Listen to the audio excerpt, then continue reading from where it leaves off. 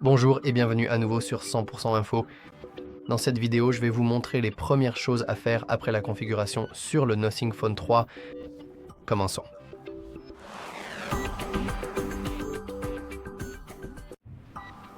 Et vous pouvez commencer tout simplement par vérifier si vous avez une connexion Internet. Comme vous pouvez le voir, il n'y a aucune icône Wi-Fi visible, alors obtenons rapidement un accès à Internet. Sinon, aucune action supplémentaire dans la configuration ne sera possible car elle est nécessaire pour la plupart des étapes suivantes. Alors, développons notre centre de contrôle et appuyons longuement sur l'icône Wi-Fi. Assurez-vous qu'elle est activée et maintenant elle va rechercher les réseaux à proximité de vous. Maintenant, il vous suffit de cliquer sur le réseau que vous souhaitez et d'entrer son mot de passe. Après avoir saisi votre mot de passe, il vous suffit d'appuyer sur Connecteur et tout devrait fonctionner. D'accord. Si, pour une raison quelconque, vous ne trouvez pas le mot de passe, il se trouve généralement sous votre routeur ou peut-être à côté, le plus souvent sous forme d'autocollant. Quoi qu'il en soit, après nous être connectés avec succès à notre connexion Internet, nous pouvons accéder aux paramètres, mais je vais maintenant ajouter Paramètres ici pour y accéder plus facilement. Et dans Paramètres, vous devez faire défiler tout en bas, puis aller dans Système. Allez dans Mises à jour du système et il vous suffit de vérifier s'il y a de nouvelles mises à jour. Et comme vous pouvez le voir, nous sommes bien sur la dernière version. C'est important car avoir les derniers correctifs de sécurité et, en gros, le logiciel le plus récent est extrêmement important pour la compatibilité avec votre système. Maintenant, après avoir fait cela, nous pouvons nous connecter à notre compte Google. Nous pouvons facilement le faire en allant dans les paramètres, en faisant défiler un peu vers le bas, et ici nous pouvons aller sur Google et nous connecter ici. Ou, alternativement, nous pouvons aller dans Mot de passe, Clé d'accès et Compte. Vous devez aller dans Compte, Propriétaire, et simplement ajouter Google ici. Peu importe vraiment comment vous le faites. Mais une fois que vous voyez cet écran, vous pouvez simplement cliquer sur l'étiquette de texte et saisir vos identifiants Gmail ou tout simplement votre compte Google. Si vous n'avez pas de compte Google, je vous conseille tout simplement d'en créer un, car je ne peux pas imaginer naviguer sur Internet sans compte Google. Donc, sans plus attendre, saisissons nos identifiants.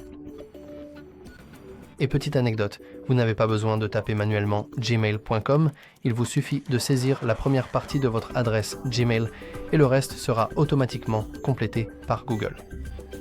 Et après avoir saisi une adresse Gmail correcte, vous devez entrer votre mot de passe.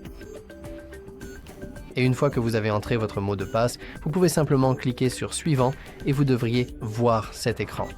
Maintenant, si vous choisissez « Mon enfant utilisera cet appareil », puis cliquez sur Suivant, vous serez guidé à travers le processus de configuration du contrôle parental. Pour ma part, je ne vais pas m'en occuper, mais si vous souhaitez configurer le contrôle parental, tout d'abord, cela signifie que vous ne faites pas confiance à votre enfant, mais ce n'est pas vraiment mon problème. Deuxièmement, nous avons un autre tutoriel sur notre chaîne qui explique comment faire cela. Mais pour l'instant, je vais simplement cliquer sur Suivant. Maintenant, nous devons accepter les conditions d'utilisation de Google, les conditions d'utilisation de Google Play et la politique de confidentialité. Sinon, nous ne pourrons pas ajouter notre compte Google à l'appareil. Et maintenant, nous devrions voir quelques services Google, et en particulier celui-ci, qui permet de sauvegarder simplement les données de l'appareil, ce qui est vraiment utile, surtout qu'on ne sait jamais quand un imprévu peut arriver. Peut-être que vous perdrez votre téléphone, peut-être qu'il sera cassé, peut-être qu'il plantera complètement. Qui sait? Mais ce que je sais, c'est qu'en cas de tels incidents malheureux, vous perdrez toutes vos données, toutes vos applications, toutes vos images, tout. Donc, avoir une sauvegarde est extrêmement important. Et voilà, nous avons ajouté avec succès notre compte Google. Maintenant, que pouvons-nous faire avec ce compte Google? Eh bien, tout d'abord, allons dans le Google Play Store. Nous avons un bel écran de bienvenue sur Google Play, donc je vais cliquer sur « Commencer ». Maintenant, nos applications sont prêtes à être utilisées. Et vous remarquerez que la plupart d'entre elles ne sont que des applications préinstallées inutiles. Bien sûr, il pourrait y avoir quelque chose d'important que vous voudriez probablement... Que s'est-il passé? Je n'ai aucune idée de ce qui s'est passé. Revenons peut-être au Play Store. Oh, je ne peux même pas décocher ça. Je ne suis pas vraiment sûr de ce qui s'est passé, mais en gros, on voulait décocher toutes les cases parce qu'on n'aime pas les applications préinstallées sur notre téléphone et tu ne peux cocher que celles qui t'intéressent vraiment. Je n'ai aucune idée de ce qui s'est passé, mais bon, continuons. Si tu appuies ensuite sur Installer, tu verras cet écran. Maintenant, nous pouvons choisir notre méthode de vérification pour les achats. Vous pouvez utiliser la biométrie si vous l'avez configurée. Moi, je ne l'ai pas, donc je vais choisir le mot de passe. Et maintenant, il faut à nouveau entrer le mot de passe de notre compte Google. Et une fois que c'est fait, il suffit d'appuyer sur Termineur et maintenant, nous sommes connectés. Maintenant, nous pouvons activer les recommandations locales. Je vais désactiver cette option. Et pourquoi est-ce que je vous montre ça? Bien sûr, je ne vais pas vous montrer « Hey, saviez-vous que vous pouvez aller dans la recherche, aller dans la barre de recherche et chercher les applications que vous voulez ?» Parce que honnêtement, tout le monde sait ça. À la place, je vais vous montrer que vous pouvez aller dans le coin supérieur droit, cliquer sur votre icône de profil, puis aller dans Gérer les applications et l'appareil. Et ici, vous pouvez aller dans Mises à jour disponible. Et maintenant, vous pouvez voir toutes les applications actuellement installées sur votre appareil qui nécessitent une mise à jour. Et comme vous pouvez le voir, il y en a pas mal, et vous pourriez tout simplement utiliser cette petite astuce, ce qui est une méthode très pratique. Mais vous remarquerez qu'il y a certaines applications dont vous ne voulez peut-être pas. Peut-être que vous ne voulez pas Switch Access ou Nothing Gallery. Cependant, pour être honnête, ce n'est pas si grave en termes de bloatware. J'ai déjà testé des téléphones bien pires, je pense à toi, Huawei, qui avaient des quantités incroyables de déchets inutiles. Alors, comment se débarrasser de ces déchets? Par exemple, disons que vous avez accidentellement installé un bloatware comme Temu ou TikTok ou autre. Eh bien, évidemment, vous ne voulez pas les mettre à jour, car pourquoi le feriez-vous?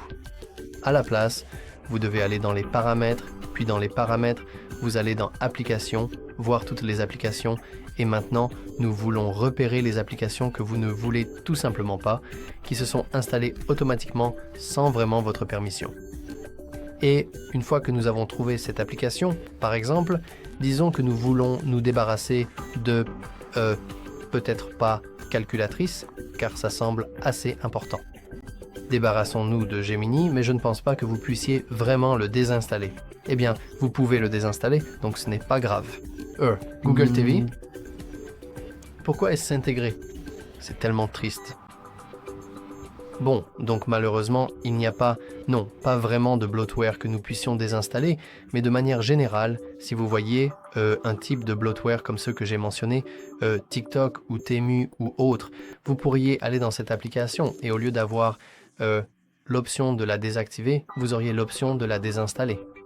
Et je vous conseille vivement de désinstaller tout type de bloatware que vous pourriez avoir sur votre téléphone. Mais c'est à peu près tout. Maintenant, nous pouvons simplement dérouler notre petite barre de notification et vous verrez une notification intitulée « Terminer la configuration de votre appareil ». Donc nous voulons cliquer dessus et maintenant nous pouvons terminer la configuration de notre téléphone. Allons-y avec Démarrer. D'abord, nous pouvons nous connecter au réseau mobile. Je ne vais pas le faire puisque, je n'ai pas vraiment de carte SIM et si vous ne savez pas comment en insérer une, vous pouvez toujours regarder d'autres tutoriels sur notre chaîne qui traitent exactement de ce sujet. Donc ne vous inquiétez pas. Maintenant, nous pouvons appuyer sur Ignorer et nous pouvons configurer en utilisant un autre appareil. C'est extrêmement important et c'est la dernière façon et le dernier moment pour vous de le faire en utilisant la méthode native intégrée. Plus tard, si vous choisissez Ignorer, cette option ne sera même plus disponible pour vous et vous devrez le faire via une sorte d'application tierce. Maintenant, je ne dis pas que vous ne pouvez pas le faire, je dis juste que les applications tierces restent des applications tierces. Elles peuvent contenir des publicités, elles peuvent voler vos données, elles ne sont tout simplement pas aussi fiables que cet outil. Donc, si vous avez un autre appareil vers lequel vous transférez vos données, je vous conseille fortement de le configurer dès maintenant. Mais comme je n'ai pas d'autre appareil, je vais passer cette étape. Et maintenant, nous préparons notre téléphone. Cela peut prendre quelques minutes, mais comme vous pouvez le voir, ils disent toujours que cela prendra quelques minutes, alors qu'en réalité, c'est assez rapide. À présent, nous n'avons pas de code PIN ni aucun type de verrouillage d'écran, ce qui est une grosse erreur car il faut absolument avoir un verrouillage d'écran. Si vous n'avez pas de verrouillage d'écran, autant donner votre téléphone gratuitement à n'importe quel voleur ou à toute personne qui passe par là. Donc, je vous conseille fortement de ne pas sauter cette étape et de configurer un code PIN. Mais vous n'êtes pas obligé de mettre un code PIN, vous pouvez cliquer sur Option de verrouillage d'écran pour choisir autre chose. Par exemple, je vais choisir le schéma, simplement parce que je trouve les schémas assez pratiques, et disons que je vais opter pour une forme de L simple, comme ceci. Appuyons sur Suivant, redessinons-le pour qu'il soit enregistré, et maintenant, nous avons un tout nouvel écran de verrouillage. Bien sûr, vous pouvez choisir ce que vous voulez, peut-être un mot de passe, un code PIN ou un schéma. Évitez simplement de choisir des combinaisons trop faciles, comme 1, 2, 3, 4, ou autre chose de très simple, car cela peut être deviné extrêmement facilement.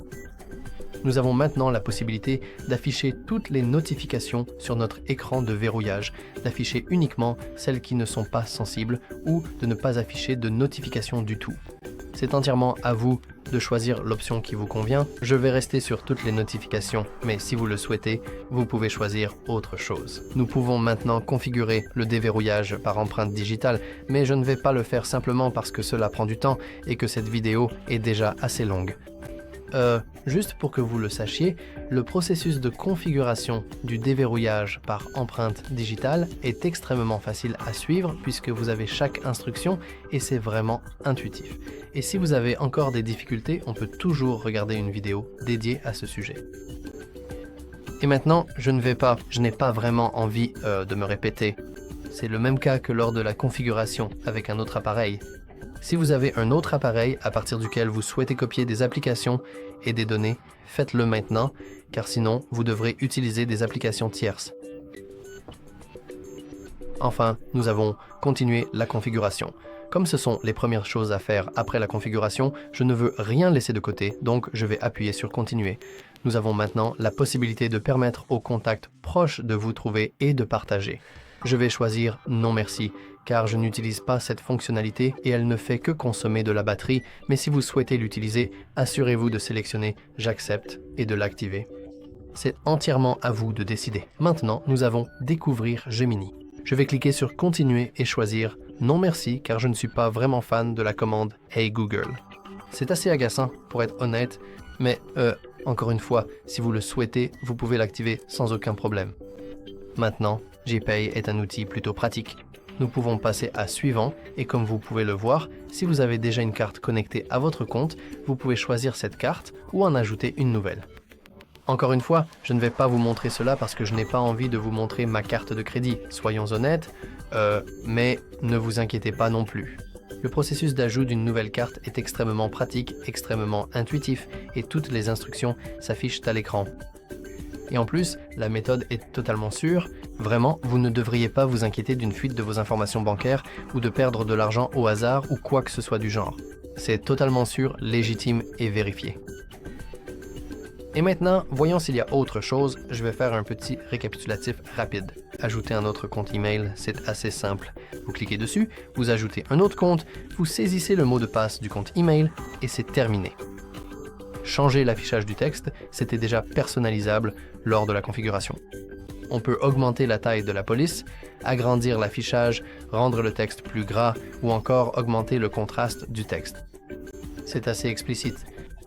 Changer le fond d'écran, on peut utiliser une image de notre galerie ou quelque chose déjà intégré, peut-être ces trucs sympas, et on peut aussi pincer pour recadrer, mais celui-ci me convient, donc je vais juste le définir comme ça. On peut choisir si on veut l'appliquer à la fois à l'écran de verrouillage et à l'écran d'accueil, ou seulement à l'un des deux. On peut aussi activer l'effet vert ou atmosphère, mais je vais simplement cliquer sur Terminer. Et encore une fois, vous pouvez simplement utiliser une sorte de fonctionnalité, une photo de votre galerie. Nous avons maintenant la possibilité d'installer plus d'applications.